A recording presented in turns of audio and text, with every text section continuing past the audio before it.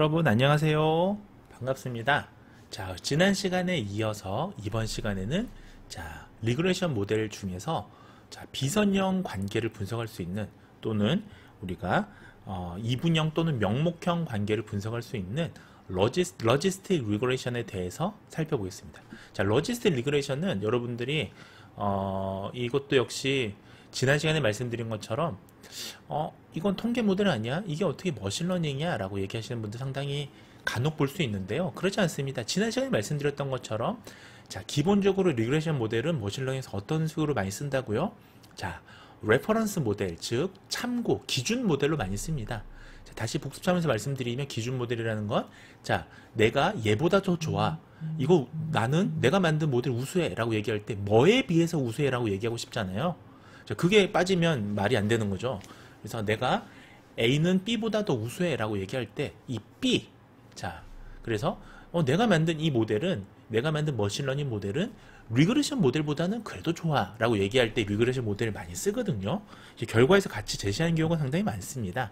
그래서 러지스틱 리그레션은 그런 관계에서 살펴보시면 더 좋아요. 특히 의료 영역에서 러지스틱 리그레션 많이 쓰죠.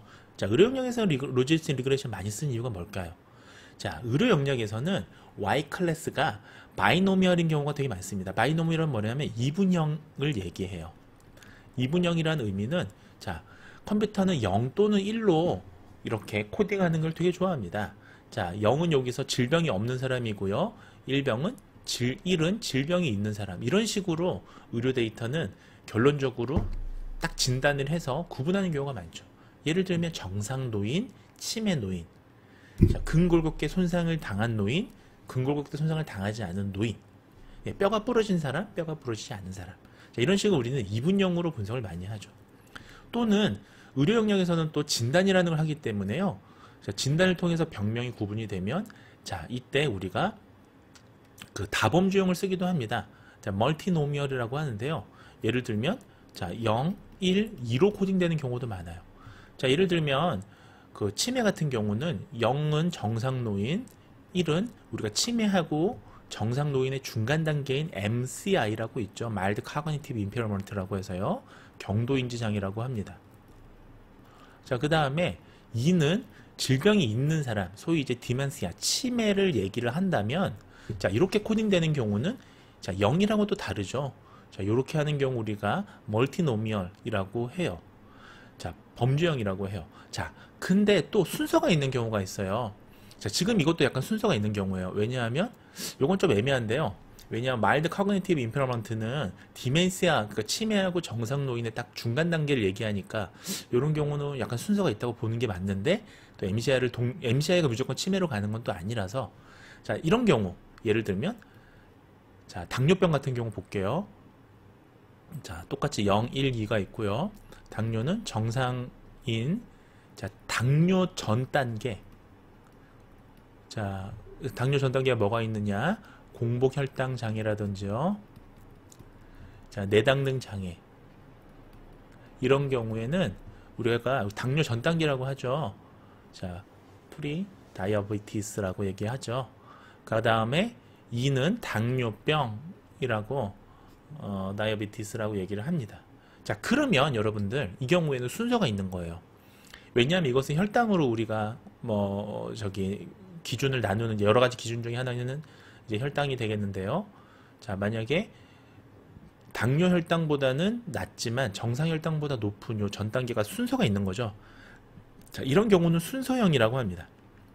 요런 변수의 관계가 얼디널이라고 표현해요. 이건 멀티노미얼, 이거는 범주형이라고 얘기해요. 전 이것을 다항이라고 표현합니다. 그 중에서도 멀티노미얼 여러 개가 있는 거죠. 범주가. 이건 이분형이라고 얘기해요. 그래서 이분형, 다항, 순서형.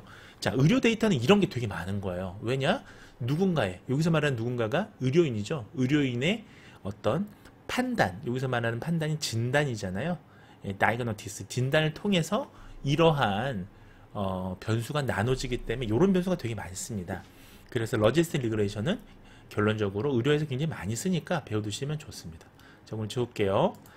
파이썬 패키지로는 여러분 사이클론에 들어가셔서 리니어 모델하고 단 러지스틱 리그레이션이라고 패키지를 임포트 불러오시면 되겠습니다. 자, 선형외기는요, 우리가 예측 그 변수인데 이제 어디에 많이 쓰느냐? 자, 선형외기는 기본적으로 이거 여러분들 기본적으로 아셔야 돼요. 자, 선형외기는 Y 클래스가 연속인 경우에 써요. 즉 우리가 결과로 예측하고 싶은 변수가 연속형인 경우에 선형 리니어 리그레션을 쓰죠. 근데 로짓 회계는 로지스틱인데 로지스틱만 쓸게요. Y가 연속이 아니라 최소한 이분형이거나 또는 뭐 다항이거나 또는 순서형인 경우에, 즉 이것을 한마디로 줄이면 범주형이라고 합니다. 자, 캐테고리컬이라고 하죠. 컨티뉴스 베리어블이냐 캐테고리컬이냐 베리어블이냐에 따라서 우리가 쓰는 목적에 따라서 쓰는 알고리즘 선택이 다른 거예요. 자, 우리가 범주형은 기본적으로 어떤 것에 초점이 맞춰져 있느냐, 포커스는 이것은 자, 분류 클래시피케이션을 기본적으로 우리가 그 포커스를 맞추고 있는 거예요. 자, 이거 오래됐습니다. 모델이 1958년도에요. 통계학자인 누가 만들었냐? 데이비드 컥스라는 사람이 만들었어요.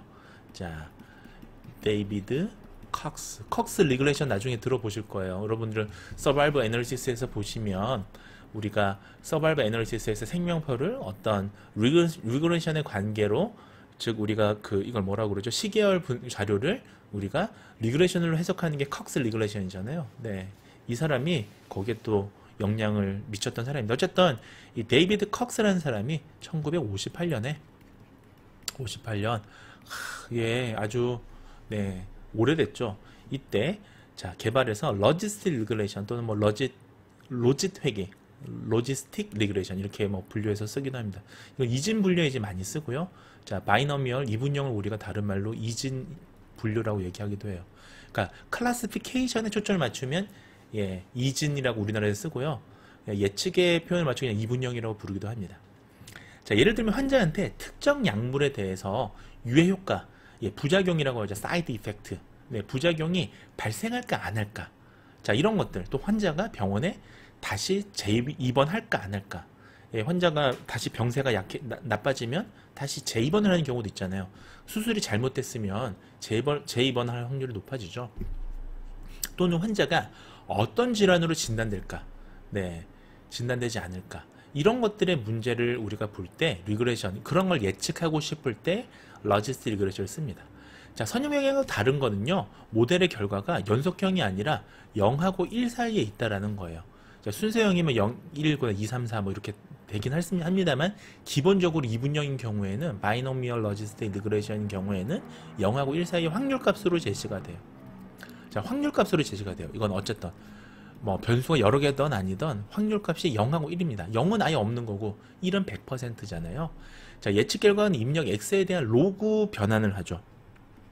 로그 치환, 로그를 취해준다는 거예요. 그래서 로그를 취해주면 어떻게 되냐면 이것이 그 확률값의 0하고 1 사이에 위치하게 됩니다. 자, 예를 들면 여러분들, 자, 로지스틱 함수를 적용을 하게 되면요, 자, h의 x는요, 자, 1에 플러스 익스포넨셜의 x를 분의 1 이렇게 그 함수를 통해서 로그 번환을 시키게 되면, 자, 요걸 계산하게 되면 0하고 1 사이에, 자, 이게 지금 100%가 되는 거고요. y가 0은 0%가 되는 거죠. 요 사이에 어쨌든 위치하게 돼요. 자, 그래서 요렇게, 그래서 0.5보다 아래쪽이면 0에 가깝게 해석이 되니까 0에 가까운 걸로 결과가 나오게 될 거고요. 자, 확률이 0.5, 그러니까 이거 50%죠. 50%보다 높으면 1에 가깝게. 그러니까 질병에 걸릴 확률이 55%면 질병에 가까운 거예요. 그 다음에 45%면 질병이 아닌 거에 가까운 걸 예측이 되는 겁니다. 이렇게 지금 보고요. 이 S자 형태를 우리가 로짓 곡선이라고 해요. 로짓 곡선이라고 해요. 우리가 분포 얘기할 때 많이 쓰는데, 자, 이거를 우리가 또 그 머신러닝에선 요거 비슷한 것을 우리가 시그모이드 함수라고 합니다. 시그모이드 함수. 자, 이런 것들을 통해서 보고요. 어쨌든 이 함수는 S자 형태잖아요. S 여기 형태죠. 슈퍼맨처럼요. 그래서 0과 1 사이의 확률값으로 매핑이 된다라는 걸 아시면 되겠습니다. 자, 시그모이드 함수는, 자, 제가 이게 비슷하게 많이 쓰인다는 거 했는데 로그 치환이랑 굉장히 비슷해요. 자, 시그모이드 함수 자체는 요 값이랑 비슷한데 1 플러스 여기 마이너스 x가 아니고요. 마이너스 밸류 값을 취해주면 됩니다. 자, 밸류 값을 취해주고 1. 자, 여기서 2는 오일러 함수가 되겠습니다. 오일러 함수고요. 자, 여기 밸류는 변환에 사용되는 값. 예, 변환에 사용되는 값이 되겠습니다. 자, 이렇게 하게 되면 예, 우리가 요거는 시그모이드 함수예요. 저 가리고 있네요. 네, 잘 보이나요? 자, 이렇게 하면 보이나요? 네. 자, 요게 시그모이드 함수인 거예요. 자, 무슨 말인지 알겠죠? 자, 좋습니다. 자, 로지스틱 리그레이션에 대해서 조금 더 말씀을 드리자면, 로지스틱 리그레이션의 그 프로버빌리티, 자, P 값은 어떻게 예측이 되느냐? 자, 아까 보셨던 그 로짓 함수죠. 로그 치환이죠. 그래서 베타 제로하고 플러스 베타 1 x, 베타 제로예요. 자, 절편이죠. 이것은 자, 분의 자, x의 베타 제로에 플러스 베타 1 x 값을 이렇게 취해 줍니다. 자, 그래서 이것을 다시 변환을 하게 되면요. 자,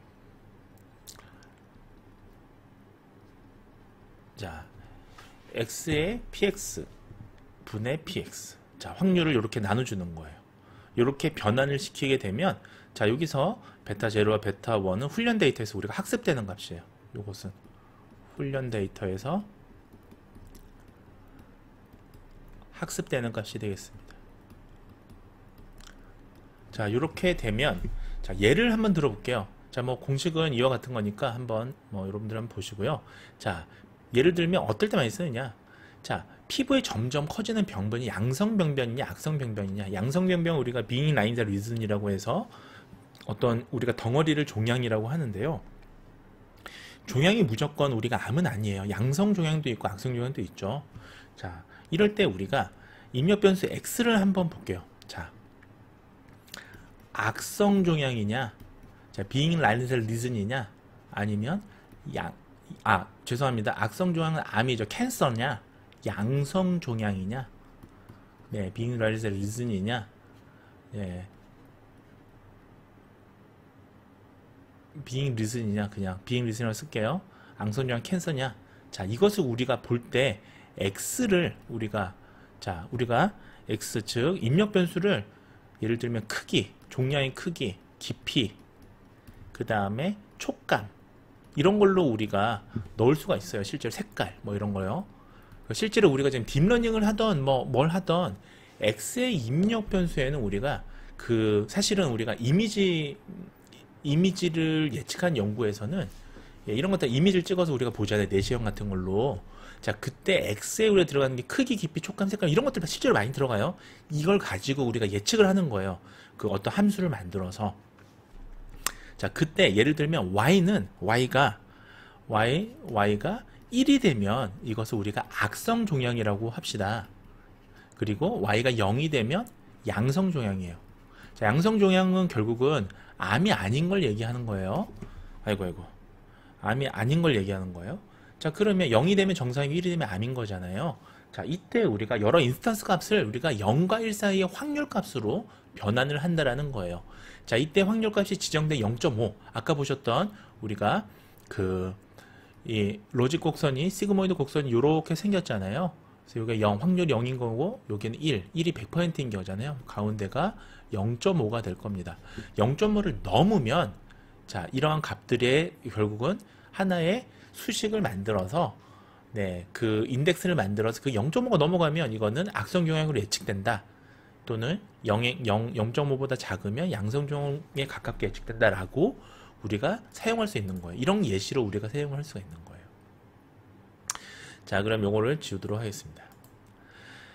자, 로지스틱 리그레이션은 보통 뭘 가지고 하느냐? 최대 가능도 추정, 그러니까 maximum likelihood, 그 다음에 estimation. 그래서 우리가 ML이라고 합니다. 그래서 ML을 통해서 예측을 하는 거고요. 그래서 우리가 그런 예측되는 값하고 실제 값 사이에 오차를 최소화할 수 있도록 이건 똑같습니다. 우리가 그 리니어 리그레이션 보셨던 거요. 그래서 베타 제로하고 베타 1을 각각 학습을 하게 되고요. 여기서 받은 베타 제로는 절편이 되겠죠. 그래서 최대 가능도의 방법은 뭐냐면 각각 예측 변수에 대한 최적이라고 옵티멀이라고 생각되는 가중치를 임의로 정하게 됩니다. 그 다음에 결과값을 더 이상 좋게 할 수 없을 때까지 개수를 지속적으로 회귀 개수를 조정을 해 나가요. 그러다 마지막 개수가 예측되는 확률값하고 최소 오차를 갖는 걸 이제 찾게 됩니다. 그 값을 찾으면 네, 가능도라고 하죠. 그래서 likelihood를 찾는 거예요. 그래서 선형 회귀처럼 우리가 로지스틱 회귀도 그 변수의 결과 사이에 어떤 선형 관계에 비슷한 그런 느낌으로 가정을 합니다. 완전 선형 관계는 아니지만 결국은 누적되는 우리가 x, x1, x2, x3가 누적되면서 약간 뭐 더하기 뭐의 관계잖아요. 결국은 분포가 시그모이드 형태나 러짓 형태로 약간 곡선화되었을 뿐이지 실은 전체적인 컨셉은 비슷합니다. 약간 어떤 에디션이잖아요. 계속 x를 더하고 x를 더하고 예, 그래서 특징 감소 방법을 우리가 사용해서 선형 모델을 적합하게 변환시켜야 되는 그런 경우가 생길 수도 있어요. 자, 로지스틱 리그레션의 단점을 한번 얘기해 볼게요. 자, 그냥 로진 모형이라고 쓸게요. 로진 모델에서의 단점 뭐가 있을까요, 여러분들? 약점. 자, 첫 번째 단점은 여러분들 선형 리그레이션을 떠올리시면 됩니다. 지난 시간에 첫 번째 과적합입니다. 자, 과적합이 잘 일어날 수밖에 없어요. 자, 이거는 결국은 그 과적합을 줄이는 그런 우수한 모델을 선택하지 않고 만약에 로진 모형을 사용하신다면 과적합 문제에서 자유로울 수는 없습니다. 자, 근데 이것을 우리가 좀 해결하는 방법은 있어요. 자, 해결하는 방법은 아주 상관관계가 높은 상관관계가 높은 입력값, 여기서 말하는 입력값이 뭐죠? x죠. x, 즉 요거는 설명 변수죠. 자, 설명 변수는 뭐죠? 다시 말하면 독립 변수잖아요. 자, 그러면 과적합을 줄이기 위해서는 상관관계가 높은 입력값을 어떻게 해야 될까요? 제거하시면 됩니다. 자, 이것을 제거하면 조금 과적합을 줄일 수 있습니다. 다시 얘기하면 로진 모델의 가장 큰 단점 중에 하나는 어떤 변수, 어떤 독립 변수, 어떤 설명 변수, 어떤 input variable, 입력 변수, 이것을 어떤 걸 넣느냐에 따라서 과적합이 많이 나올 수도 있고 적게 나올 수도 있다. 그래서 그 변수를 선택하는 방법은 소위 이제 피저를 어떻게 옵티멀하게 셀렉션 할 것이냐가 굉장히 중요한 핵심 기술이 됩니다. 자, 그것을 우리가 아셔야 될 것 같습니다. 그 다음에 두 번째로, 자, 어떤 경우에는 이게 개수가 수렴하지 않는 경우가 나타날 수 있어요. 이 경우에는 데이터가 아주 희박한 경우예요. 자, 데이터가 희박한 경우. 자, 여러분들이 이제 어떤 경우는 이게 베타 값이 막 안 나와요. 제대로 막 소수점 뭐 몇 승까지 막 쭉 나옵니다. 데이터가 드문 데이터인 경우라서 그렇습니다. 아니면 변수 간의 상관관계가 아주 높은 경우에 또 그렇게 나타날 수도 있고요. 그래서 데이터가 희박하다면 우리가 로진 모형으로 돌릴 것이 아니라 좀 다른 모형으로 돌리셔야 되고요. 또는 그렇기 위해서는 우리가 분포를 잘 살펴보셔야 돼요. 사실은 우리가 분포도 한번 살펴보셔야 되고 Y 분포뿐만이 아니라 X 분포를 살펴보셔야 되는 이유 중에 또 하나가 되기도 합니다. 자, 오늘은 로진 모형에 대해서 간단히 살펴보셨는데요. 자, 그래도 로진 모형 기본적으로 머신러닝에선 뭐라고요? 레퍼런스 모델, 즉 기준이 되는 모델로 많이 사용하기 때문에 여러분들이 꼭 알아두시면 좋을 것 같습니다. 자, 오늘은 여기까지 말씀드리고 다음 시간에 서포트 베터 머신으로 만나도록 하겠습니다. 여러분들 경청해 주셔서 감사합니다. 안녕히 계세요, 여러분. 전 이 세상의 모든 굴레와 속박을